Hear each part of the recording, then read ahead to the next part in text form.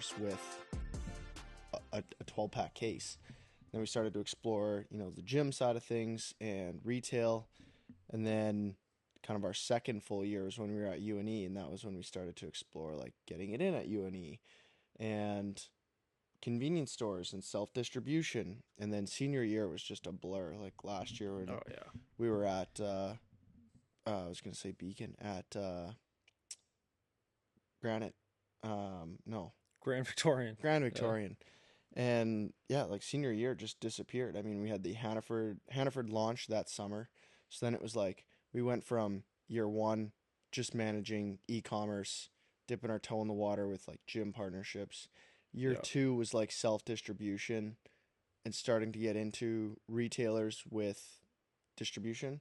And then year three was Hannaford launch, full on 400 retail locations, dealing with a major chain, dealing with 9 distributors, and now we're into you know with 3 years under our belt, going into kind of our fourth year here, first year out of school, and everything's kind of cranked up. We have Amazon firing, we have TikTok is another big component to the online side of things now, managing more retail partnerships, tweaking the formula, tweaking the cans, managing our own place. Like there's just more sticks in the fire and more, kind of building blocks to work with every year.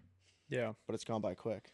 Has gone by quickly. Yeah. I think one of the most difficult things that we've faced as not just a brand, but an energy drink brand, it's a saturated market. There's brands everywhere, but it's every industry. Every industry's saturated for the most part. I Yeah. mean, we talked about it on one of the recent episodes, but like Liquid Death, like they went into the most saturated market there possibly was, Water. And they water, were a disruptor. and they disrupted the entire market. And I think for us, like right now, especially on the retail side of things, it's easy, not easy, but you can get a customer pretty quickly through e-commerce, but it's totally different in retail. Hmm. You know what I mean? And I think that's kind of what we're up against right now. Is we're up against the giants in retail, and the giants are not just the brands, but the retailers themselves, where they don't take you seriously. They don't give you the necessary resources and tools to capitalize on the opportunity. They kind of like want you to tread water almost. Hmm. Even with even with distribution, like Yeah, with the it's the same distributors, thing. we're low on the totem pole in Yeah. terms of products that they carry. They want to move their high sellers, Mhm. their high traffic brands. So you kind of get a bit of a double whammy. Like the retailers don't give a shit about you, and neither do the distributors, the ones bringing it in. So you kind Yeah. of have this like two-headed monster that you have to deal with and navigate and manage in order to find success. Like you kind of have two, I don't want to say roadblocks because they are there to help you, but you have two obstacles to get around to reach your customer. Yeah. And I think that's why the e-commerce side of things and just our direct consumer strategy is so important because they're like a branch of our team, Hmm. of our employment because if you have people going into stores looking for our product or whatever brand it might be and you're not in that retailer yet and they're kind of getting the bug in their ear of like, "Hey, do you guys have Underdog here or do you have XYZ here?" Hmm. They take note of that stuff. Yeah. I mean, And what brand was it with Target that had a mission do the same thing? Like go to your yeah, local Target yeah. and tell them, you want XYZ product in here. And eventually it happened. Yeah, yeah, and that, I mean, there are a lot of brands out there, especially more recently, Lucky Energy being one of them, that they're a TikTok brand. Mm. They blew up on TikTok. That was how they came to fruition. Like Yeah. that was their launch essentially, and now they're in tens of thousands of. If they're probably nationwide now, Hmm. I would have to imagine, in just about every single door. And they started off with that one single channel strategy. And if they just put those retail placements in the stores without that awareness, they're not selling any product off those shelves. Yeah. And nor would the distributors take them very seriously either. So I think they go hand in hand, and it's much harder to build just on the retail side of things. Like you kind of need both to go hand in hand, but not lean too far on one side Hmm. because there's no value in that. Like if there's a brand that's doing in beverage, especially because, you know, M&A teams, investor teams, like they're looking for beverages that have retail footprint. Like they're not gonna acquire, or very rarely, I should say, I don't want to say never, but very rarely will they acquire a brand that is just online Yeah. or just in retail, because first of all, just in retail doesn't exist, Mm. not anymore, anyways, not in today's day and age. Obviously, that was the way previously, but it just costs so much money if you want to play in that game, and I think that's what a lot of brands that are just getting into the space have that we never had the opportunity to have. I guess like we weren't a previous Anheuser-Busch executive that Yeah. had all these distribution placements and network of investors that could throw money behind it. We've been doing it all ourselves Mhm. for the most part. Yeah. Yeah, and I think too on the point with Lucky, like they had dominated, blown up on TikTok, but even that's just one channel. Like there's people in retail who don't know what Lucky is Yeah. or what Lucky Yeah. Energy is because it's only been on TikTok and they're not on TikTok. Like Yeah. TikTok in a sense is just a niche market. Yes, it's massive and most people have TikTok, but um, to compare your consumer of beverages that's walking into a convenience store, 7-Eleven, to find a Lucky, like I remember even when we were doing ride-alongs and finding it in Valley locations. This was before I realized how big Lucky Then they was started on popping up TikTok. Yeah, everywhere. Yeah. yeah. So I think again, you don't want to isolate yourselves with just one channel, like you Hmm. said. Yeah. And I mean, over the course of the 3 years, obviously, it's been just one giant learning experience of how this all works. And you're not just, you know, people aren't just going to take you under their wing and really help you out. I mean, we don't get me wrong, like we've had people who have done that. I mean, look at Mike Hagan, who called me at 8 o'clock this morning, Yeah. asking how things are going. Do we need anything else? And this guy there's no reason. He has no equity in the company. We don't pay him, and he just wants to help. Like Mhm. those people are few and far between. Well, even Mike T. Look at Oh, Mike. Mike T. Yeah, I mean he's another one. You know, yeah. I mean, I think a lot of it does come down to what we've done so far, just Mhm. on our own, a two-man show Yeah. for the most part. Mhm. At least since we started, since we got going, and now we have a few more people behind us, but um, it's David versus Goliath. We're literally the underdog story. Mhm. You know. And I think that's why it's so fitting and why it resonates with so many people. Yeah. Like we always say, like that's what the brand's built upon. Um, Everyone has an underdog story. Everyone can relate with the underdog in some sense, and who doesn't want to see the underdog win, you know? And Yeah. even if we weren't in the space that we're in, it's fitting, but it's even more fitting because of the space that we're Yeah. trying to do this in. The energy drink market is so saturated now, and it was starting to even when we came out, but you know, it's grown rapidly, but it's also one of those things is once you dive into it and start paying attention to it, you notice how much is going on around you. And I Hmm. feel like once we started to get into the space, we realized how many young brands there were like us, Yeah. up and coming energy drink brands, small energy drink brands. It's not just the major players. Hmm. Um, so it's tough. It's tough. Yeah. It's a saturated space for sure. Yeah. And I think the other thing is like the whole time is just this balance of like optimism and not getting too down on yourself, because I think that's one thing that has probably been the most difficult is right when you think you're on the precipice of something, something else happens and there's another problem to solve. Yeah. Or, and I think we can say that, first and foremost, when we were doing our first production, we were like, how the fuck are brands doing this, 500 million cans a month, Yeah. managing this without any sort of issues? Like one run was a headache. Yeah, because we realized just how many things could go wrong. And especially with a smaller team, like things can get by, Mhm. if there's not Checks dozens and of people balances. Yeah. vetting it, and making sure all the processes are in place. And it's like the Wild West when you're just in startup mode, and I think that's why so many fail, because eventually you get to a point where you faced so many obstacles and hurdles all at one time, and I can totally see how it's like, I can't do this anymore. Hmm. You know what I mean? Yeah. I mean, like you said, it feels like you're treading water. There's times like you feel like you see that light at the end of the tunnel, and then all of a sudden it gets dimmer again. And Yeah. you're like, well, shit, I'm back into the thick of it. I think that's kind of been the last several months, Yeah. even like since April, basically. All of a sudden that light got pretty bright, and we're like, okay, things are working out, things are aligning. Look at the pieces coming together. and then it gets taken away from you, and we get a little bit of traction here, and then you're back into the thick of it. Yeah. It's like kind of that hamster wheel that you can't really seem to get off of, and that can crush people mentally. Mm. Yeah. Yeah. And I think, I mean, on that topic as well, it's like you want to have a balance of not being emotional while you're in it. Mm-hmm. And it actually, it starts with like working on the business versus in the business. And I think when we're so in the weeds and we haven't taken our head out to take a look around and like kind of see where we're at, what we've built, what we've been able to do so far with all the positive things that have happened. Mm-hmm. Never mind the negative things, because there's always going to be more negative things than positive things. It's just a fact of the matter. And it's kind of like trading the stock market. Like the more that my dad's gotten involved in that, the more I've like seen like, your winners can be big. You can have more losses than winners, but you can still make out on the profitable end of it. Mm-hmm. It's just like you got to endure through all those small losses because they can take a toll on you. And I think that's what we've experienced over the years is, you know, it could be a week where we have bad luck. It could be a month.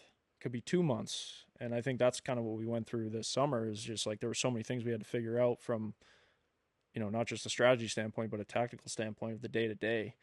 And now, that we're doing it full time, there's so many avenues that we need to tidy up and that we need to work on. And, there's been a ton of people that have helped with that, but it's so easy to like not know where to look, Mm-hmm. not know what to work on.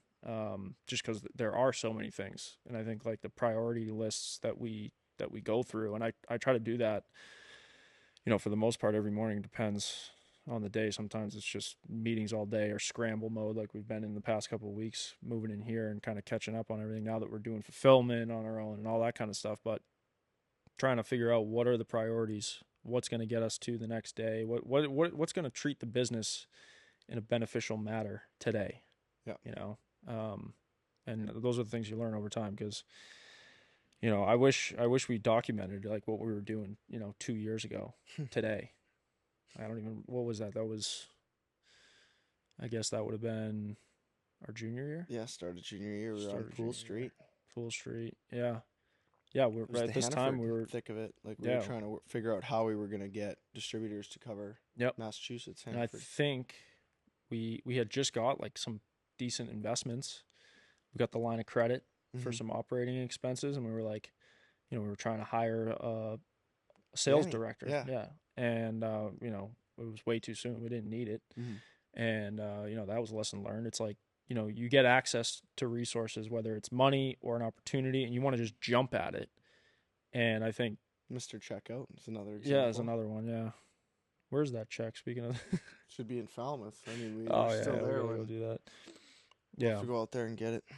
I think yeah. I mean, I think that's one thing that we've learned the hard way multiple times is don't jump at, don't get too excited at something that comes across the desk. You know what I mean? Because there's always a double-edged sword. Yeah, catch-22. Yeah. Yeah, I mean, we look at the one like that for sure. We're like, oh, we're gonna be launching like in all Yeah, these stores, and it never happened.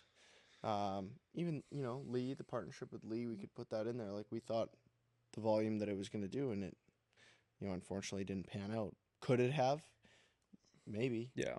But And I think that was even like less of the matter of the situation. There were a lot of unfortunate circumstances that that ended up happening that didn't allow us to maximize that opportunity that no one could really foresee happening. Not just us. It was, if any brand delved into that it would have been kind of a caught blind, I guess, blindsided. But yeah, I mean, and then you just keep stacking from there. And, I think finally we've found a few avenues that are working. And, I remember last spring when we had that meeting with Polar, and it was like, okay, we had Hannaford at that point in time, full chain expansion.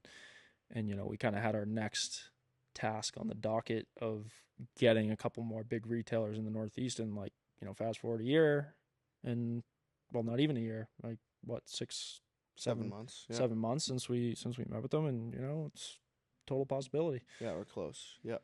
So which would be awesome, especially since National would be covering it. Like it's a distributor that we trust. Yeah. That'd be perfect. Yeah. Yeah. And like that's another one. Like I don't want to get my hopes up. You just never know with that kind of stuff. And as we saw with Hannaford, our first big opportunity is like they don't care. They don't care that you're, a small business trying to make it. Like Yeah. if you don't check all the boxes for what they're looking for, they will sweep you under the rug. Yeah. And we basically were just like didn't take no for an answer because that was our biggest opportunity to date back in 2023 Mm-hmm. with Hannaford. And yeah, that was terrible experience, but at the same time it was like we learned a lot. Like it's gruesome, Mm-hmm. you know. That was one of the probably the biggest blow. I was going to ask you, what do you think the most exciting and uplifting time was, and what do you think the most like, how do we keep this rolling thing was? And for me, I think that would be it. I remember like that, like we've talked about before. It was right at Christmas time. Just remember feeling so defeated. Like Mm, it was nothing we could do. Like it was out of our control. yeah. Like yeah, defeated is probably the best way to put it. Like you've just exhausted all options and you have nothing to show for it. Yeah. Yeah, I think that was up there. There's been a lot of times where it was like, so close to getting something and then it's just taken away from you. We've had that on the investor side of things numerous times with certain investors or people that we were in talks with that were quote unquote fully committed or, just about to commit to the brand and be a part of it. And last minute they see you later. You Mm-hmm. know what I mean? And then retailers, same thing. Distributors, same thing. But that's the thing is the grass is always greener, and that once all the things that we have achieved that we were shooting for, there's other shit that comes in after that you don't necessarily think about or realize when you're striving for that goal. And I think we've seen that in distribution how difficult it is to. I mean, we've done hundreds and hundreds of samplings and demos to build awareness around the product, but at the end of the day, distributors are a branch of your team. And if they're not merchandising, they're not front facing SKUs, they're leaving inventory in the back of the warehouse. Like we can't be at 400 stores at the same time. It's just impossible. Mm-hmm. So we've tried and we will continue to try to foster the relationships with all of our partners, whether they reciprocate that or not. It's ultimately like survival of the fittest, the friggin' uh, king of the hill, whatever you want to call it. Like the brands that fall off, at least from my perspective and what I've seen, are just the ones that just pack it in. Mm-hmm. And they face that kind of stuff, and it's like, okay, retail's not going to work for us. We got to do all online. Well, there's negative sides to online too. As we've seen. Yeah. So Yeah, it's tough. yeah, there's a lot of dark corners in the beverage world that you know I wouldn't have realized 3 years ago Oh God, when no. we launched. No, but I think any space is like that. I mean, you can do as much market research as you want and look at an industry or a product and think, okay, yes, this would be the best option. And yes, you definitely can narrow it down, but there's going to be things that once you get into the thick of it, you could have never forecasted or projected. Mm-hmm. Um, Beverage is a prime example of that. I always wondered, like, and I think about this all the time because obviously it helps our current strategy. But like, if we were new to the game, we didn't have a product, we were back in concept phase, we were planning on what product we wanted to bring to market. Like, what would we do differently? What kind of strategy would we take? And I often think about that about other founders as well. Like, knowing what you know now, would you take the step into this category, this industry, or this specific product, or your grand idea that you have? Would Because you? yeah, I mean, 100%. But I think knowing what I know now, we would have started in a different fashion. Whether it's taking more time on our creative design, whether it's the packaging or how we want to appeal to the consumer on our social media. Um, Honestly, I probably would have, instead of trying to spend the money on things that would quote unquote bolster growth, like strategic partnerships or influencers or all that kind of stuff, is like pay the money to find good mentors, good agencies to work with on the marketing side of things that can, I think we found that. now. Like I Mhm. think we have good partners that are helping us get to that next level, but finding that sooner. And I think that's part of it too, is you don't have that when you first start because you don't have the network, you don't have the connections Yeah. to I mean, put you in the same, you know, room as those people. yeah.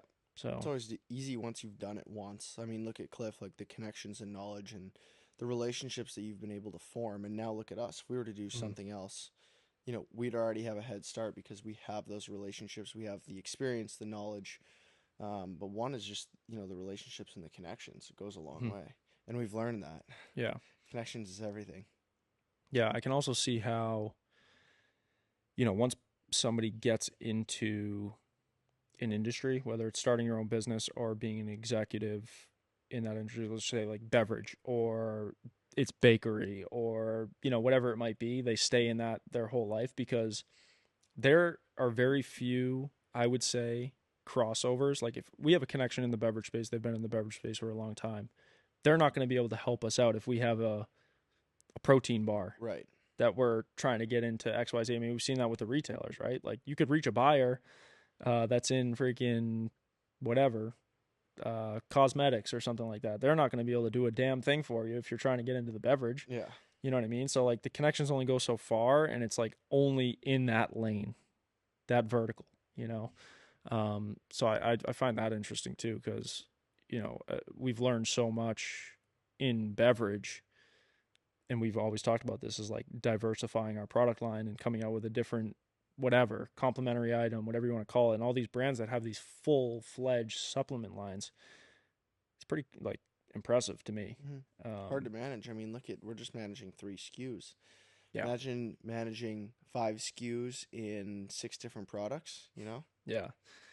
Yeah, I mean, it's also, I just feel like there are very, I don't know, I wonder, I would be curious to see the data on it, but like brands that start with a ton of money behind them, I mean, we already know the answer to this kind of, but brands that start with a ton of money behind them, where they start with a bunch of different SKUs, a bunch of different products, and a ton of capital to play with on the marketing front, versus starting bootstrapped and like kind of like learning the hard way, like pinching a penny and Hmm. figuring out how to stretch that um, in multiple different sales channels, different like the omni-channel strategy. Like that's kind of what we're doing. But if we had money to play with in the start, like we probably would have blown it all, Yeah. No, because we didn't know what worked. We have no idea. exactly. And I think that's why you got to be careful with it, and Yeah. maybe why it is better to do it how we're doing it and grow slow. I think there's brands that try to grow too quickly, and like you say, you end up burning cash that Yeah. didn't need to be burned. And we've learned our fair share Oh, of we've done lessons. that. Yeah, Well, I exactly. mean,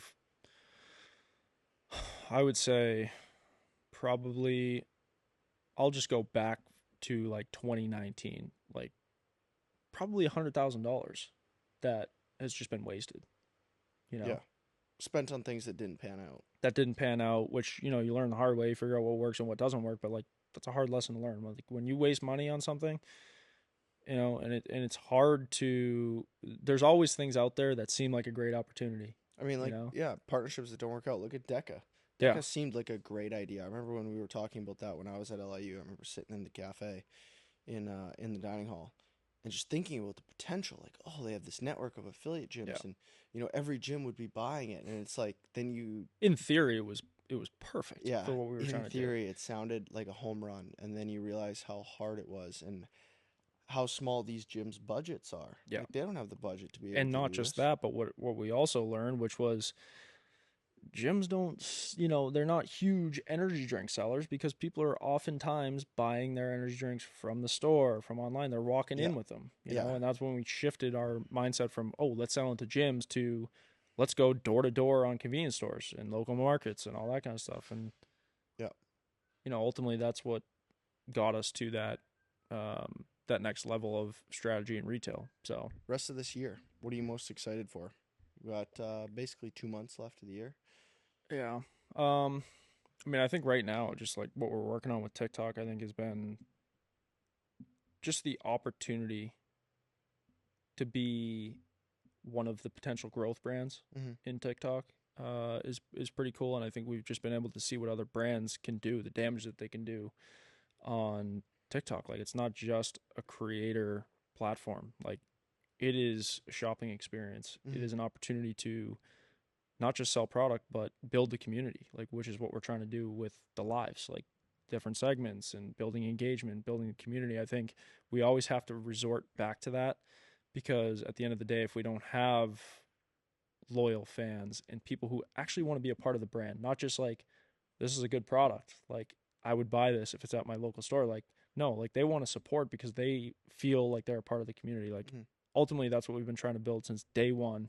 And I feel like we've made leaps and bounds just by focusing more on TikTok, on the community side of things. Yeah, I agree. And I think that's why what's so exciting is we've seen the potential and we've seen it work. Mm. You know, there's so many different things we've tried and be like, oh, in theory, it sounds good. Yeah. When this works, if this happens, like this would be great. But with this, we've seen it work. Yeah. We've seen the ads click. We've seen the community grow. We've seen the success of the lives. Yeah. We've seen firsthand what it can be. And we've seen the result, which is like we have something on paper to show for it, Yeah. which is so exciting. Yeah. And I mean, it all started with just doing the live streams Mm-hmm. just a little over a month ago now. Where it's like a behind the scenes look, kind of, it's the podcast on steroids in a sense, because people can ask you right then and there, how did you start the brand? Mm-hmm. Why should I choose your product? What are you guys all about? What's your story? There's no other platform like it. No. Name another platform where you can make a sale basically in person, live, on Yeah. demand, Yeah. but virtually. You can't. You can't Yeah. do that anywhere else. Yeah. So that's what's so cool about it Mm-hmm. Yeah. and exciting. Yeah. So, I mean, overall, been a whirlwind of 6 years, I'll call it. I think I've aged probably 20 years in that time frame. Probably only got a few years left, but it is there. There's nothing else I'd rather do. I mean, I don't want to work for anybody else. Do you? Not really, no. No, I don't want to work for anybody else. So we're gonna keep stacking bricks, keep building the community, and focusing on today. And then when the day's over, wake up, do it again, find a way to grow the business, grow the community, make our product better, make the experience better, and I think we'll come out the other end of it at the end of the day. So, Yep. No, I'm excited. yeah. Well, we thank you guys for listening, and if you're tuning in from TikTok, we'll be live in like an hour again. So check us out on Instagram at underdog_brand. Follow us on TikTok. This podcast will be live on YT. I just realized I said another platform, but we'll probably get dinged for that. But YT, we got the video version of the podcast, so be sure to check that out if you want. We'll be posting snippets to all of our social platforms as well. Thank you guys.